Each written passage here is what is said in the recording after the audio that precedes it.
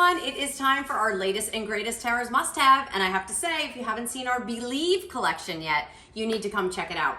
This is our beautiful pedestal, kind of like a shallow bowl. Love everything about this.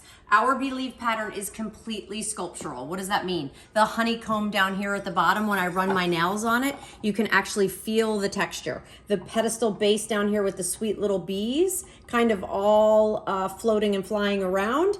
Absolutely adorable. And then come up to the very top here where you have that beautiful kind of fluted rim here with all of the sculptural bees. And what I love about this is you have that gorgeous glass glaze, and that glass glaze brings those bees to life. It's what makes them truly pop. So whether you're doing something like a little Easter basket or for like a brunch, how fun is that? I love this. Or you're putting some cold fruit inside it, you can put this in the fridge or the freezer to chill it ahead of time, which is fantastic. Look at that beautiful buttercream. And the story of the bee is something that's so special because I designed this because the bee is a humble bumblebee, right? And he was never meant to truly fly. And his wings were too big for his body, but through his sheer determination, he was able to take flight. And that's what I love about that story.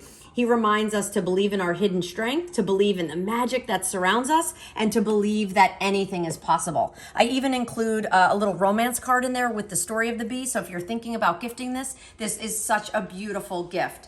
I love that I did a little centerpiece over here, a little centertaining with some of our Bee-lieve candles as well. So buttercream, that gorgeous taupe, the sweet white, which is a brand new color in this piece. This is why we made it a Tara's must-have. You can check out my entire Bee-lieve collection over at temp-tations.com, but this you don't want to miss.